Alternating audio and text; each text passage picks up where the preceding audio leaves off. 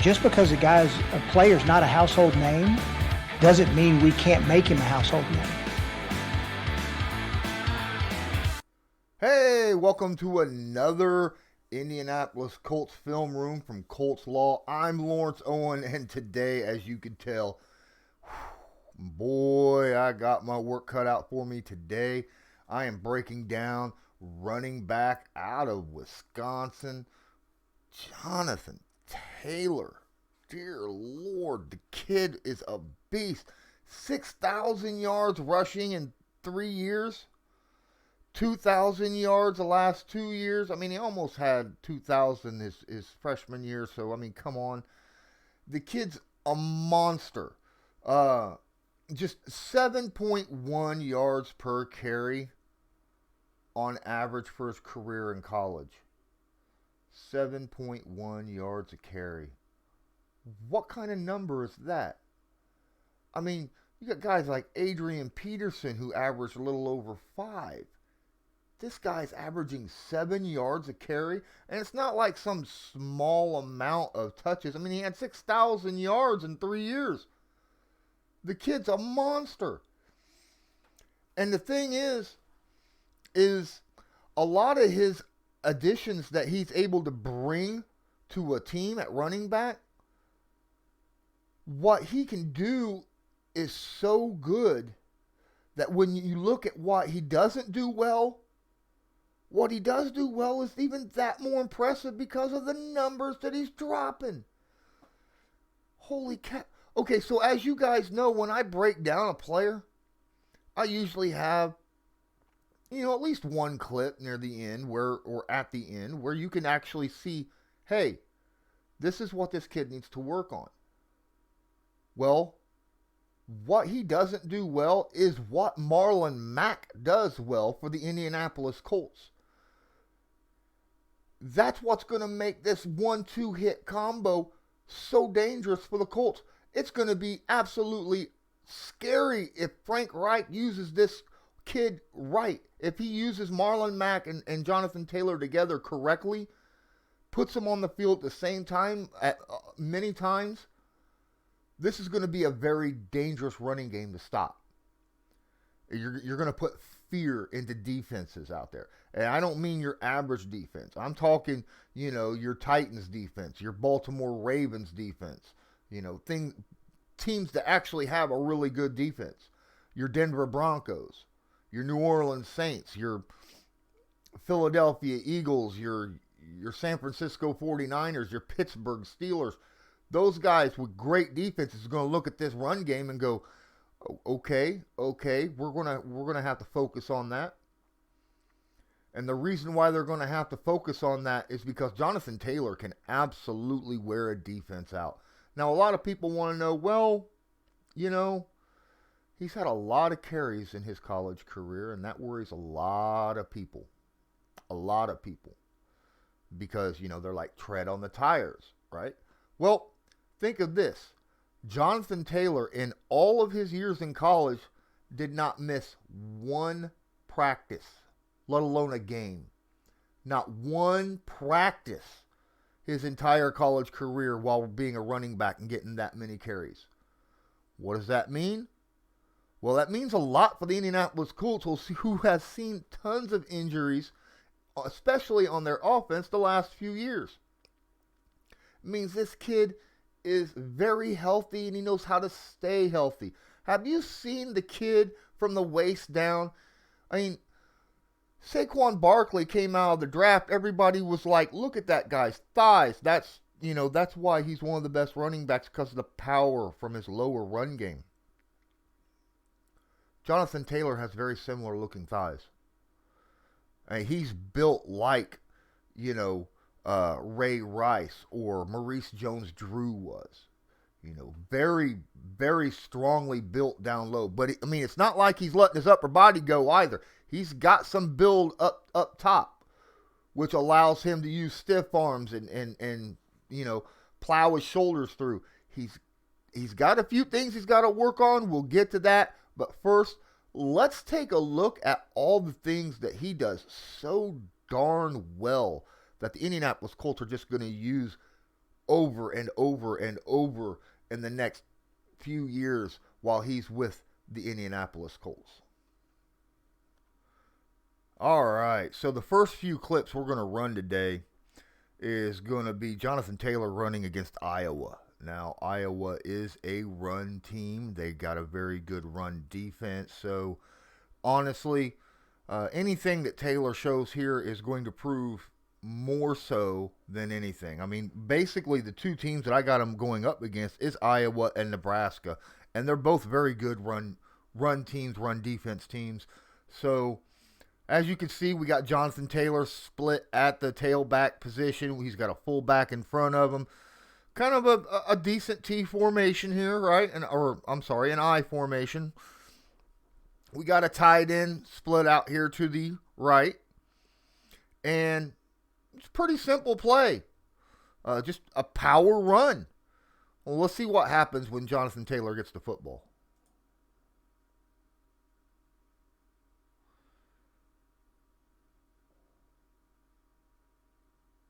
Look, oh my good. He just took that poor kid for a ride, didn't he? Holy crap. All right, so the first part of this film, obviously he's pretty open, able to do some stuff. He's able to run right through open holes, got a nice lead blocker. Here we go. The blocker gets a good seal right here. Taylor's got an open run. That's a good block by that fullback. Good block. Taylor comes up the gut. He starts to cut back inside, and he sees defenders all crowding in on him. So his best bet is to try to avoid him come around this way. Good vision. That's exactly what he does. Now, did you notice that his sidestep was not that quick? It wasn't that good of a sidestep, man. You watch how he... See, what he should do and what he does do with his legs are two different things. This is one of the things that he actually needs to work on a little bit, and I'll explain it later more so. But you see how he pushed off with the correct leg. He pushed off with the left leg, but he slammed it into his right leg, which does not allow him to burst out. What he needs to do, what he would have to do under normal circumstances is bend. He needs to bend that left leg a little and reach out with his right leg. Instead, his legs are closed. They need to be apart when he does a side cut. This is what Marlon Mack does very good. This is something that Taylor does not do very well. He does not move side to side very well. But when he decides to move forward, bam, he's already hit. He's just about at the 30-yard line. 1, 2 guys tackling him at the 30. What's he do? He takes them boys for a 9-yard ride all the way down. Why? Because his lower leg strength is outstanding. He just plowed with 2 defenders on him trying to tackle him. He just plowed them 8-9 yards downfield. 8-9 yards after contact. And just carried 2 defenders all the way down to near the 40-yard line. Remember what I was talking about, lower leg power, the size of his thighs? That's what he does.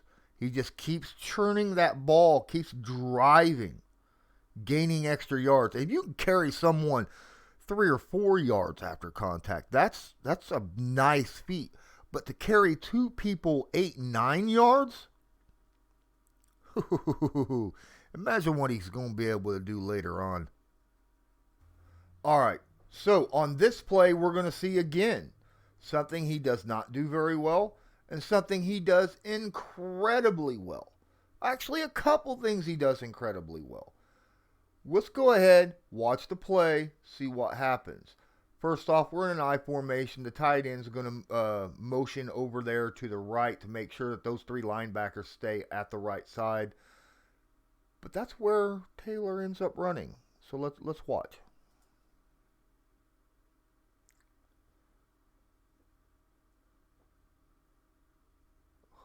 Oh, gone. Gone. All right. So, what are the two big things that stand out to you in this film, in this one? Obviously, the burst. The burst at the end to get all those extra yards big time. Now, when you look at the spin move he did, you might think that was pretty, but it wasn't. It was effective for him to get away, but it was not very efficient. Okay, he was very. It was kind of an out of control, and he didn't recover from the spin very fast.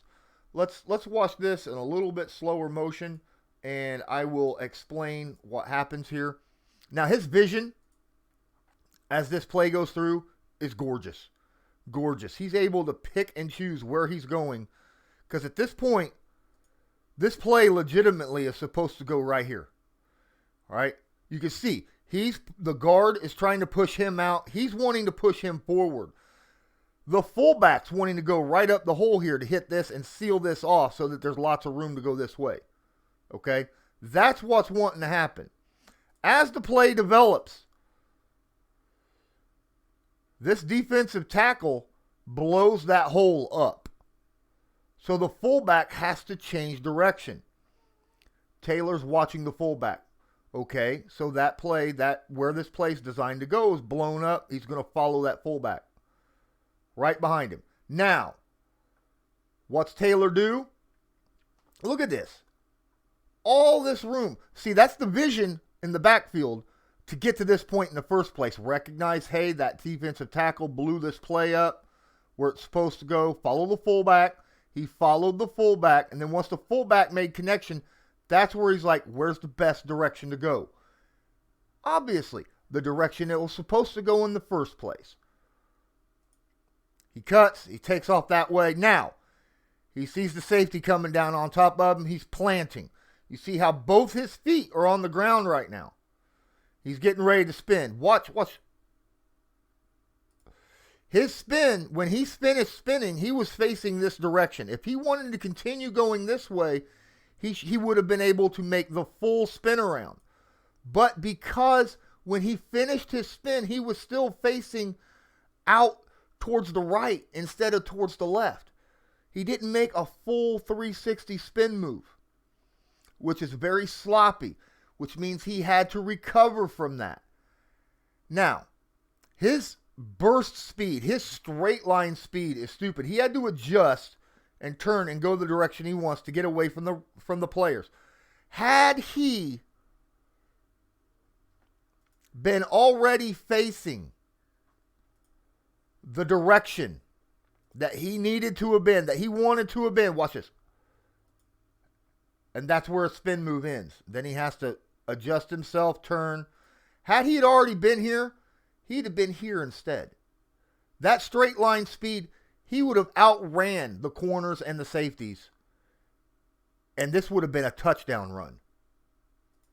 They wouldn't have been able to have caught him. Don't get me wrong. Beautiful 25-yard run or so, right? Beautiful. Did a great job. Still shows a few things that he doesn't quite do well, though, yet. But that's all right. Because what he does do well, he's doing so well that it makes up for his inconsistent spin moves, his shortened side steps, things of that nature. His straight line speed and his power and his vision will get him where he needs to go. Okay, so on this play, it's a pretty popular play that's shown on a lot of highlights. This play, he shows that he will try to follow his blockers, especially his fullback. He always follows his fullback and makes his cut after the connection happens. On this play, however, there's going to be a couple things that happen that I will point out that actually he probably made a bad decision on. Again, let's see. That was just gorgeous. That was beautiful. This here, not exactly the most brilliant of things he's ever done. All right, so let's go back.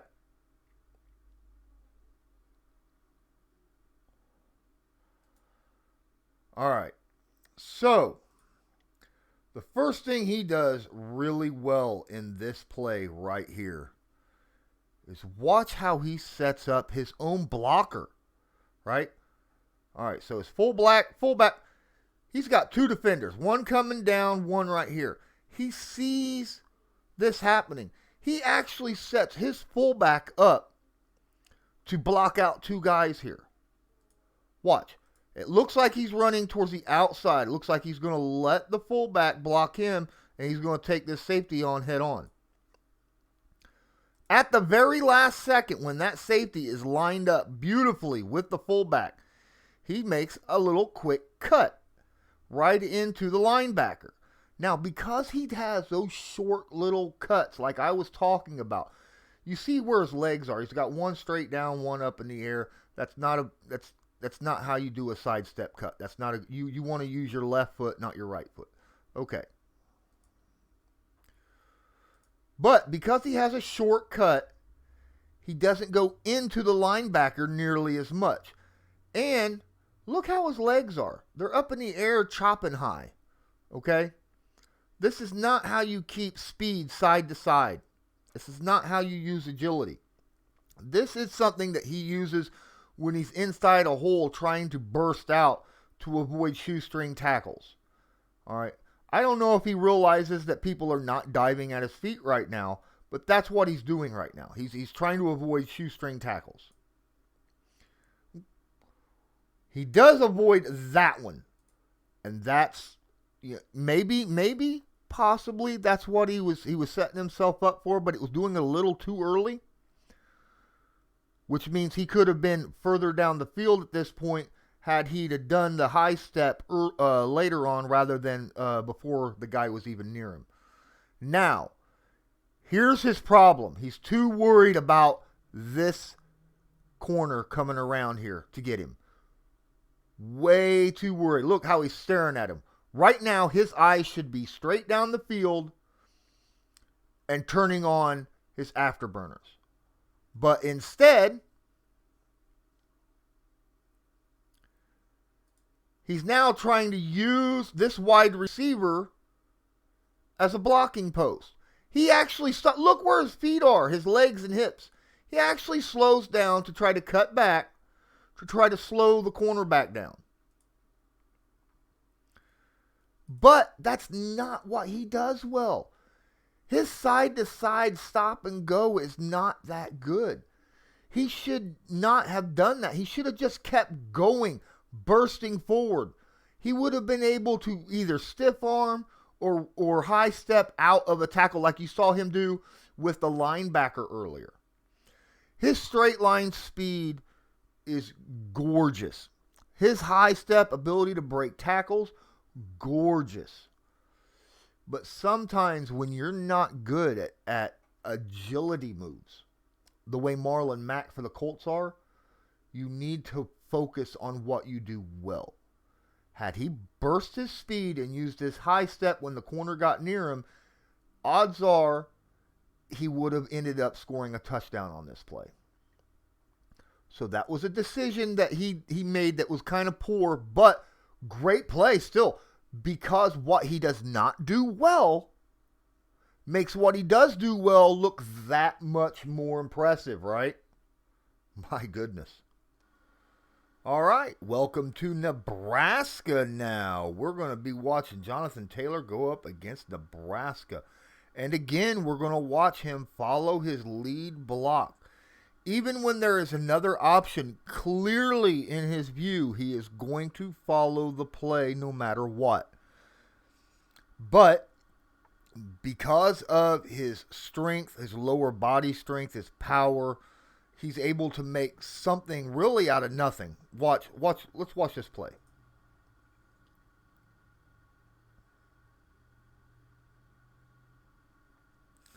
Oh my. It's starting to become a habit, isn't it? When you start seeing a guy taking people for a ride, multiple people taking for rides, that's a habit, and habits not only can be bad, but they can also be very, very good as well. Now, let's watch this. Now, as he's handing the football off, there's your lead block, right? Tight end cutting inside. He's got the football.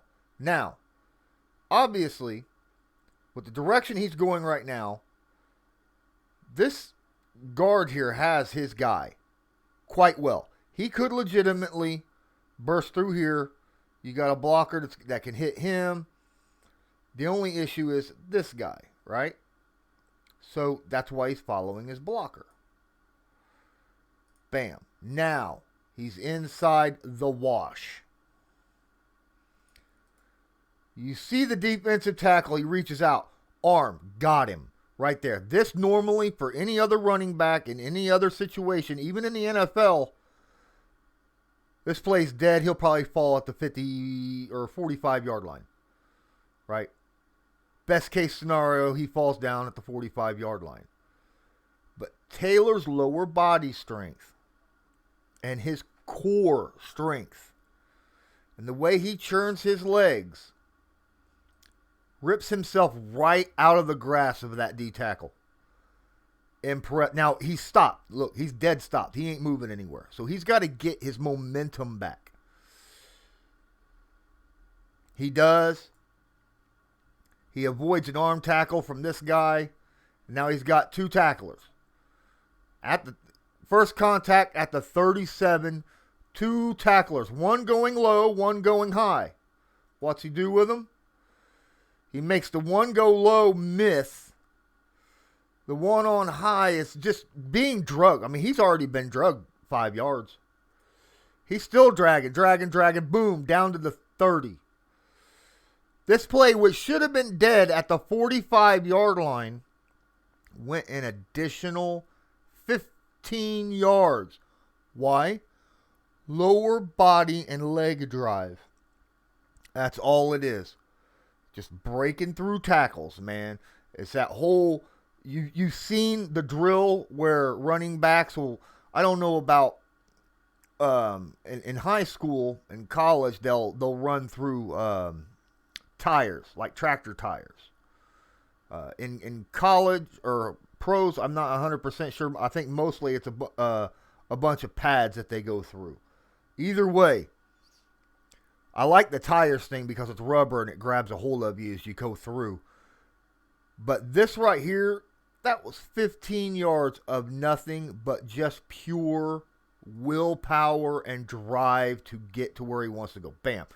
From here on, just nothing but hold on to that football and just drive. That's Derrick Henry kind of stuff, right? That's Derrick Henry running over people. How many times have you thought, man, I would love to have Derrick Henry on the Colts? Well, this kid's faster than Derrick Henry and got some power to him. Really, really impressive. Now, I've already talked about how his lateral movement is not very good. All right, he is a north-south runner. He depends upon his straight line speed and that core lower leg power that he has to just break through tackles. However, that does not mean that he can't make cuts and make them very effective. He just can't do 90-degree cuts. If he takes a cut to a 45-degree angle, that allows him to keep his momentum going forward and keep his power so that when he does make contact shortly after, he's able to bust through. Let's watch that come into fruition here.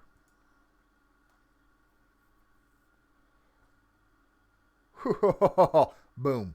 All right.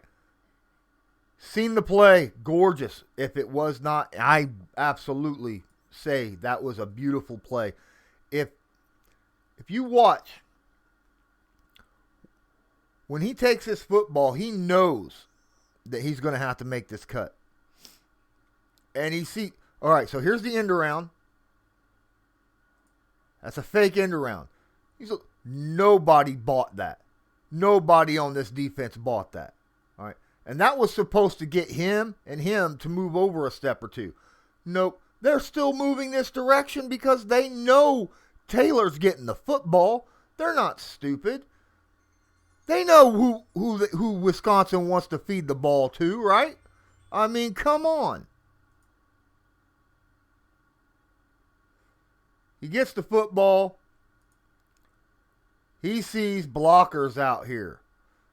Now, he's not going to be able to do a straight cut sideways. Because if he makes a straight cut sideways, this safety here probably has better lateral agility than he does. He'll be able to cut back quicker and then make a tackle on him. So what does he do? Watch the angle. You see the angle he's taking is 45, not 50. He waits till the last second, uses the blocker to block out both of them. That's something that Taylor's got a very good job of doing. This is the second time I've seen this happen.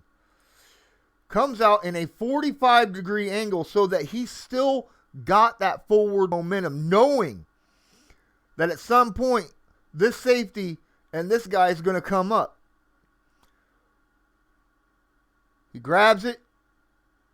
He stopped there, but he just, his lower center of gravity and his ability to keep his equilibrium centered was crucial there. That kept him on his feet. Even when he's being spun around from the hits, he's able to keep his feet and know where he's at, his equilibrium. You know, I'm sure you've been spun around a few times and the world just keeps spinning even though you're stopped. This guy knows what direction he's facing at this point and is able to keep his feet and just stroll right on into the end zone. Beautifully done. Beautifully done. I mean, my goodness. And all because he took a 45-degree angle cut here at the last second to keep his forward momentum going so he could get past that corner. Takes the shot, gets spun around, but still able to walk into the end zone. So even though he doesn't have great lateral ability, lateral movement, does not mean that he can't make cuts and make them effective. He's just got to be smart about it and remember to use the kind of cuts that allow him to continue moving forward and allow him to continue doing what he does best. All right, guys, it's that time. It's that clip where I'm going to show you what he doesn't do well, right? He doesn't do certain things well. Obviously, he doesn't do spin. His agility moves are not that impressive. He is a north-south runner, period. And because of that, that limits him. Limits him in what way? Well, how about this? I watched 5 straight games of nothing but film on him from last year. And I saw him break outside the tackles 2 times in 5 games. He does not break outside and use his speed because his lateral agility is not that good. He knows that his lateral quickness is not that great. So he does not break outside. He always runs between the tackles. Now, once he gets past the line of scrimmage, he may turn his body, change direction, head for the open field. But he's always running between the tackles. That's not necessarily a bad thing because Marlon Mack, he's a guy who could break that ball outside and hit the sideline and take it, 60 yards to the end zone when that's needed. But on a play for him, he's not able to do that. He's either not able to do that or just ain't able to see it happening in front of him. Let's watch this play as it happens. Run up the gut. Bam. Hit. Got about 1.5 yards out of it. 1.5 yards. Now, let's watch this from his angle as this ball is playing. At this point, Marlon Mack would see this jumbled mess and go, boom. And if he went out here, if he just cut right out between here That's quite possibly a touchdown because you got a blocker coming up on him, you got a blocker coming up on him, and it'd just be open field between a couple blocks. Massive yardage. But he doesn't. He wants to stay true to the play, and he stays between the tackles. Now, I'll explain why he does do that, but right here, he stays between the tackles. He goes in and gets in the wash, hoping that his power can move the pocket, but obviously it's not able to be done. Now, what he can do really, really, really well is perform very similar to what Frank Gore does. You know how Frank Gore will run, follow his blockers, whatnot, take it right up. And even if there is a tiny little seam, he will turn his body, go skinny, and use that lower body and core power to burst through that seam. And in a situation like this, if he was able to somehow burst out the other side, he's gone, right? But if that wash is just a mass of bodies, you're done. You're absolutely done. And in this situation, he got a yard and a half out of it rather than breaking out for, 20, 30 yards, if not 60 plus in a touchdown. But that doesn't necessarily mean that's a bad thing for Indianapolis. You think about if you have Taylor and Mack on the field at the same time, right? Just imagine in your head. You got T.Y. out wide to the left, right? You got Michael Pittman Jr. out wide to the right. Jack Doyle's your tight end. You're in a T formation or even an I formation with Rivers under center. Rivers reads the defense. Knows, are they going to close in on the middle or are they going to spread out? If they're going to spread out in fear of Marlon Mack's speed, he'll hand the ball off to Jonathan Taylor, where in which he will use that power and his straight line speed to bust out 5, 10, 15-yard runs, maybe even longer, right up the gut and just punish them. But if those linebackers and safeties close in because Taylor has just been bashing them the entire game, he will fake that ball to Jonathan Taylor and then pitch it out wide to Marlon Mack while he runs an outside run stretch play towards the sidelines. And we all know what he can do, like I said earlier, what Marlon Mack can do in situations like that. If Mack's already got 2 steps on the defenders because the ball's pitched to him and everybody's afraid of Jonathan Taylor up the middle, what do you think Marlon Mack's going to do with that football? He's going to go. And it's going to be very hard because something that Marlon Mack has is his stop and go speed is unreal. His side-to-side step, his agility moves, beautiful. Something that Jonathan Taylor doesn't have. Taylor, however, has got more straight line speed than Marlon Mack and a lot more lower body power than what Marlon Mack has. So basically, you're making defenses all year. If you run a 2 running back formation, pick their poison. Are you going to be beat to death right up the gut by Jonathan Taylor over and over and over all game? Or are you going to let Marlon Mack one-shot you down the sideline? I want to thank everybody for joining this here breakdown of Jonathan Taylor. I absolutely loved watching his game film. It's absolutely great. It's something that the Colts have needed ever since Frank Gore. And quite frankly, it's better than Frank Gore because even though he's got the power Frank Gore has, Frank Gore doesn't have anywhere near the speed Taylor has. Even when Gore was in his prime, he didn't have Jonathan Taylor's speed. So if you enjoy this stream, please smash that like button, subscribe, hit that notification bell so that you will be notified next time I go live with another stream. And don't forget, follow me on Twitter and Instagram at Colts_Law and on Sportscaster at Lawrence Owen and Colts Law USN. And don't forget, check the bottom of the description of this video. I have single-time donations and my Patreon that I'd much appreciate if you're able to spare anything at all. Help me keep going with this. Not just for this off season, but during the season as well. I could break down games and tell you who's doing well, what, where, when, and how.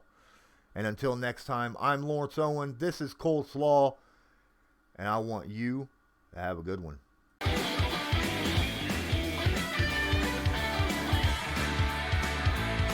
Just because a player's not a household name doesn't mean we can't make him a household name.